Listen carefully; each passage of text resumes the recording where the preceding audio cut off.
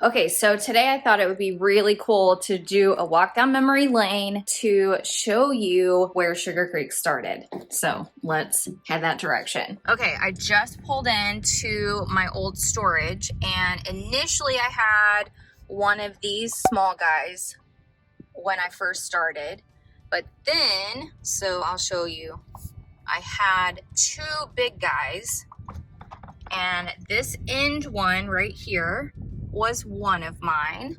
This was a 20 by 30, and I was in it for many years. And then I also had this end guy. It was a 20 by 30. It looks like it's still unrented. Whoops, I'm gonna have to back up because there's somebody blocking my way. So I had that unit, and I had a little photo wall in there that I built. I bet I could open it, but I don't know. I don't want to intrude in case somebody actually has stuff in there and doesn't have a lock on it or something. I don't know why they wouldn't, but I had this one forever, and then I added that one as soon as it came available. This was where I started Sugar Creek. Those are probably some of my handprints still on the walls. That's all right. Okay, so now we're gonna take a drive over to where I'm at now.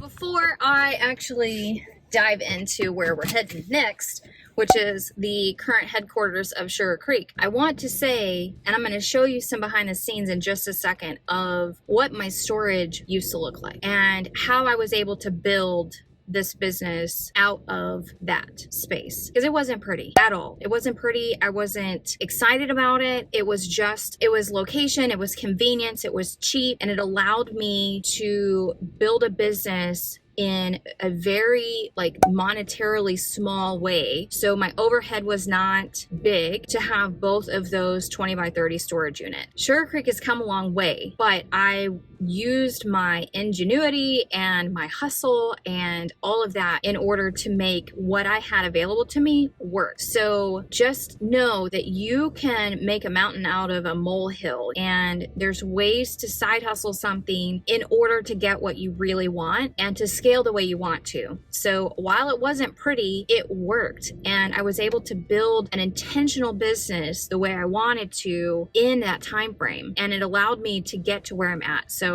now let's go show you where we're at now. Now I'm at Sugar Creek headquarters, and this is how far we have come. Check it out.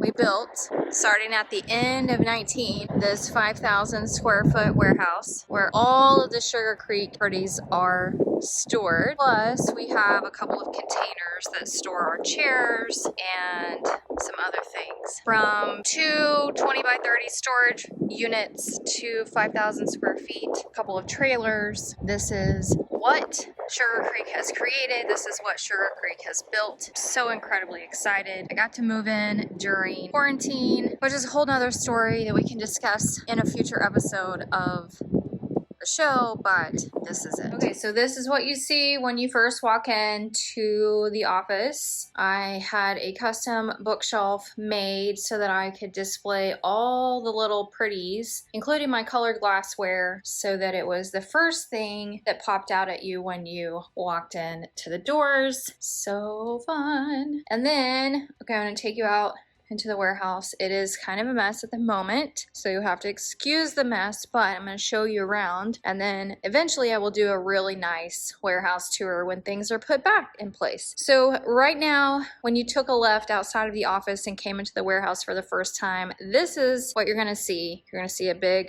rolling backdrop, and that was a fun story. We had to go pick it up from north of Grapevine, I believe, and trailered it all the way home. I drove, and it was standing straight up in the air. It had me so nervous the whole way. And this is a petite photo studio, so this is where I keep an office set up for headshots. Right now, it's kind of storage for glassware. As you can see, I have clear goblets out. I have some blue goblets out. I am trying to repack, get reorganized, recount the inventory, and all of that. And this is kind of the area that I do all of the photographing in, either on this old farm table, or I'll move the table out of the way and photograph against this wall. I love the light in this space.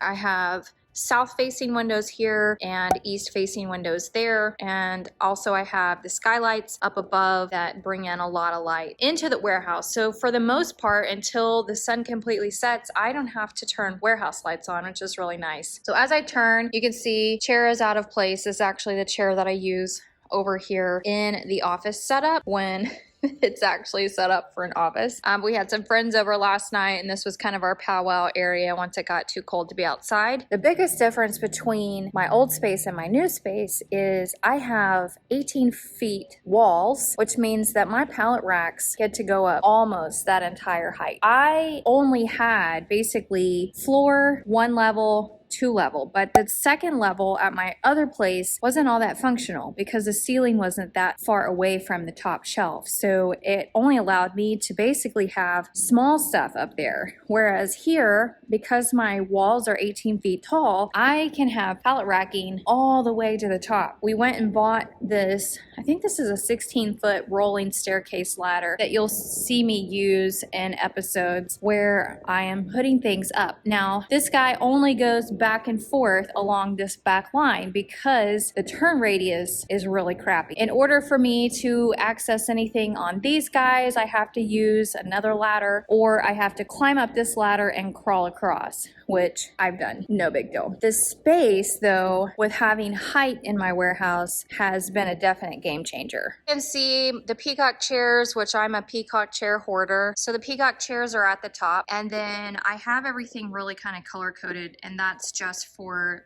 aesthetics in the warehouse. Plus it makes it easier for when a client comes in and we have a specific color palette that we are working within. I can go straight to whatever their color palette might be. And as I grow, more racks will come in and it'll get a little bit tighter, but it's really nice having your own 2 acres because I do have space for another 5,000 square foot shop on the outside of that wall back there. Again, disregard the mess because it is messy. We just came off, I feel like a busy fall season, and it's literally, we're in March and I'm still playing catch up and I'm still photographing inventory and getting it on the website. I made a big change to my website over this winter break. It's not been really a winter break. Over the winter, I made a really big change and that took some time because I was working with a web developer and all of that. Now I am re-photographing all of my inventory, and a lot of my inventory was never photographed in the first place because I didn't really have a great place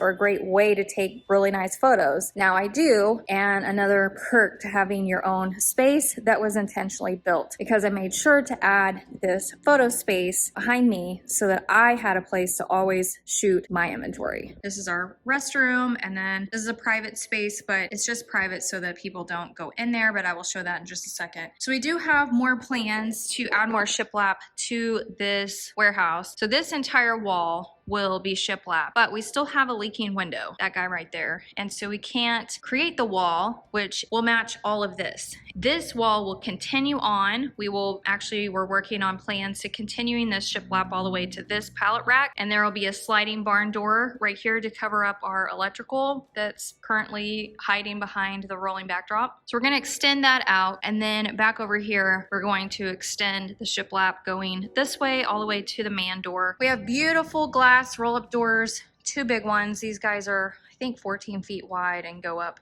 obviously to nearly the top. And I have clear skylights on this side and then frosted on this side because I said east wall a while ago. That's the west wall. Anyways, west wall, because of the sun setting, there's frosted glass up there, and it's not really glass, it's like some kind of a plastic.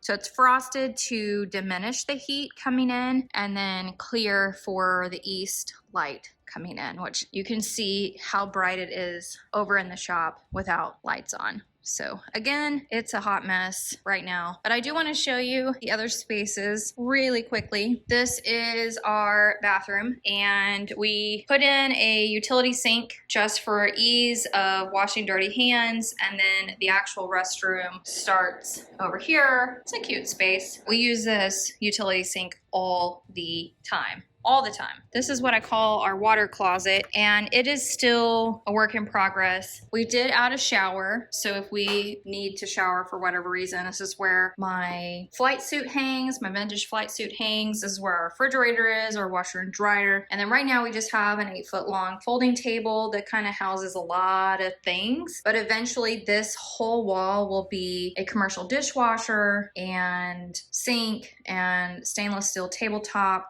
for washing dishes. And then there will be some cabinets up here on this wall. And we're actually working right now on designing some cabinets for this wall all the way to the edge of the refrigerator so that there's better storage. Cause like I have a vintage bar cart in here that's acting as a pantry, and I don't have a photo of it, but it's rentable, but nobody knows about it because it's in the water closet. I wanted to have a space where it was kind of like a kitchen, but not really a kitchen, but allowed me to wash clothes and to wash dishes and what have you. This is what the warehouse looks like. And over on the other side is Chad's area. You can see right now I have all of my farm tables are out.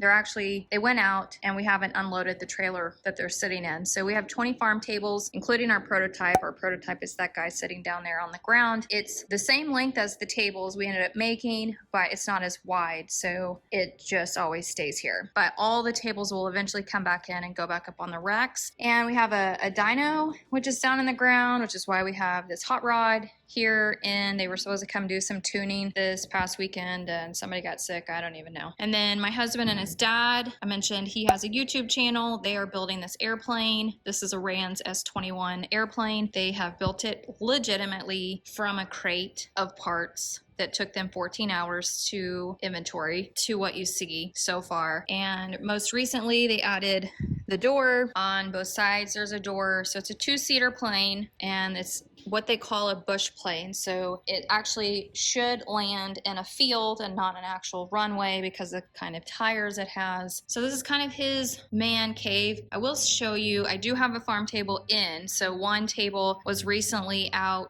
for an editorial, and it actually was a table that I'll show you. So I always have a farm table out on display so that when my clients come in here, they can actually see how their table might be set. They are able to play with tabletop decor and place settings and all of that so that they can have a visual of what their place settings are going to look like, or what maybe their head table or their sweetheart table is going to look like. So this place right here where all the chairs are randomly stacked, a farm table actually goes right here, and I will reset it once I get the tables back in here. But going back over into my husband's side, which is also where all of our projects happen. So any custom builds happen over in this area because this is where all the tools are and all the shop benches and everything. So I have one table out. How we made them initially was exactly how you see them, but because we use turned legs, these guys they're not chunky, and so we needed a way to allow them to have some more support. So this table will be the first one. I think I have 5 to do where I will add additional support into the frame to actually support the legs. This table is up first. I think I have 4 more tables that need additional structure. I've already done all the others. Like I said, they're out in my trailer. I wanted to give you from where I started and glimpses of inside, because I didn't shoot a lot of video when I was in that storage space,